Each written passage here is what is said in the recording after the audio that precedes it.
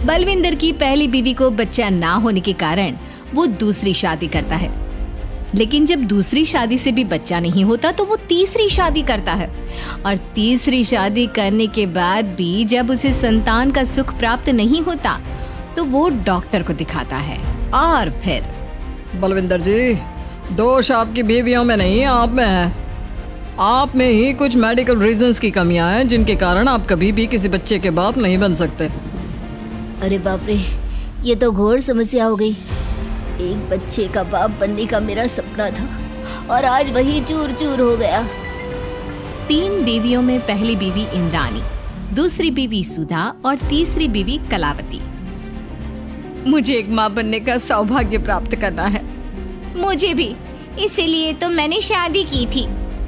अरे लेकिन अब किसे पता था कि हमारे पतिदेव में ही कमी होगी। अब हम क्या करें? हम एक बच्चे को गोद लेते हैं। तीनों एक बेटे को गोद लेते हैं जिसका नाम प्रमोद रखा जाता है। 20 साल बाद अब तीनों भी बूढ़ी हो चुकी होती हैं। बलविंदर भी बूढ़ा हो चुका था। प्रमोद एक अच्छी नौकरी करता है। उसकी शादी की उम्र हो चुकी थी, इसलिए तीनों माएं प्रमोद की शादी पाखी नाम की एक लड़की से करा देते हैं। शादी के बाद बहू पाखी की पहली रसोई की रस्म की बारी आती है। मेरी प्रिय 3 सासू माओ, आज मेरी पहली रसोई है। बताइए क्या बनाऊं? क्या पसंद है आप तीनों को? बहू तू ना कढ़ाई पनीर, सूजी का हलवा और पुदीने की चटनी बना दे। अरे नहीं नहीं, ये क्या पसंद है?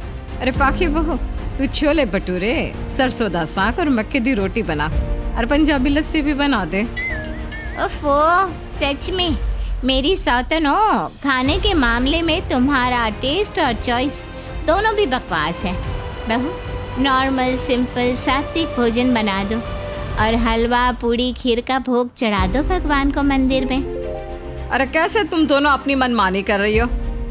मैं तुम दोनों से पहले आई थी बलविंदर जी के जीवन में, और तुम दोनों से उम्र में भी मैं बड़ी हूँ। इसका मतलब मैं पाखी बहू की बड़ी सास हुई? नहीं, उम्र बस एक अंक होती है। मैंने सबसे ज्यादा देखभाल की है प्रमोद की, इसलिए मैं एक सास होने का ज्यादा हक रखती हूँ। पाखी बहू, तुझे मेरी बात माननी होगी। नहीं, तू मेरी बात मानेगी। जो मैंने कहा है वही तू करेगी। नहीं, मेरी बात मानेगी वो। नहीं मेरी। तीनों सास आपस में चिल्लाने लगती है और फिर वहाँ पर बलविंदर और प्रमोद आ जाते हैं। अरे ये क्या बिल्लियों की तरह लड़ रही हो तुम तीनों सास? बाकी बहू को घर में आए पूरे 24 घंटे भी नहीं बीते हैं। बाकी तुम एक काम करो, तीनों माओं की कही गई डिशेस में से हर एक की 50-50% डिशेस बना दो। लेकिन बस, अब प्रमोद ने कह दिया सो कह दिया। तुम तीनों अब झगड़ना और बहस करना बंद कर दो। पाखी तीनों सासों की कही गई आधी आधी डिशेस बनाती है और इस तरह अपनी पहली रसोई की रस्म पूरी करती है, जिसके बाद उसकी तीनों सास उसे शगुन और नेक देती हैं। फिर एक दिन, अरे पाखी बहू, तुमने अपना सारा काम निपटा लिया है ना? तो जरा यहाँ आना। मेरे ना घुटनों की मांसपेशियों में बड़ा दर्द हो रहा है। जरा तेल या बाम से मालिश तो कर दे बेटा। तभी वहाँ पर इंद्राणी और कलावती भी आते हैं। पाखी बहू, चलो मेरे साथ बाजार। मुझे ना नई साड़ियाँ खरीदने हैं। तुम्हारी फैशन सेंस बहुत अच्छी है ना, इसलिए मैं चाहती हूँ कि तुम मेरे साथ चलो। अरे पर मैं यहाँ पे पहले आई, तुम्हारे साथ ही सही, लेकिन मेरी स्पीड सबसे तेज थी। पाखी बहू, मेरे कमरे की अलमारी और पर्दे साफ कर दो ना, बहुत धूल जम गई है। मुझे खांसी भी आ रही है। अरे ऐसे कैसे तुम दोनों मेरी बहू को अपने साथ ले जा सकती हो? सबसे पहले मैंने बहू को कहा है कि वो मेरे घुटनों की मालिश कर दे। अब जाओ, 1 घंटे के बाद अपनी ये फीकी शक्लें लेकर फिर से आना। सुधा मैडम, ज्यादा ना बोलो। पाखी बहू को तुम दोनों से ज्यादा नेक दिया है मैंने, इसलिए पाखी बहू तो मेरा ही काम करेगी।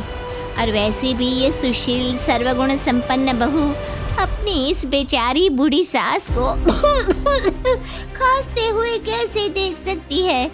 क्यों पाखी बहू? हाँ, पर नहीं पाखी बहू, तुम इन दोनों की भावनाओं के जाल में मत फंसो। और रही बात शगुन और नेक की, तो रिश्तों को प्यार के भाव से तोला जाता है, ना कि पैसों के भाव से। मतलब ये कहीं के। ओ इंद्रानी, ज्यादा मत उछलो, पता है कौन कितना मतलबी है। उफो, अब फिर से आप तीनों मत शुरू होइए। मैं आप तीनों की काम करूंगी, लेकिन बारी बारी। सबसे पहले सुधा सासू माँ का, फिर कलावती सासू माँ और फिर इंद्रानी सासू माँ का। इसके बाद तीनों सासों में फिर से लड़ाई और कहासुनी छिड़ जाती है। फिर एक दिन जब पाखी घर का किराने का सामान लेने बाहर निकल रही होती है कि तभी बहू, मुझे ना मेरा पुराना संदूक नहीं मिल रहा, तू आकर ढूंढ देगी क्या? अब ठीक है इंद्रानी सासू माँ। पाखी इंद्रानी के कमरे में जा ही रही होती है कि तभी उसे सुधा रोक लेती है, हाथ में खूबसूरत साड़ी लिए। पाखी बहू, ये मेरे ना साड़ी पर पिछली बार अचार गिर गया था, इसे प्लीज अच्छे से धो देना। वो कल शाम को विमला जी के बेटे की शादी में जाना है ना, एक ही बार पहनी है ये साड़ी मैंने।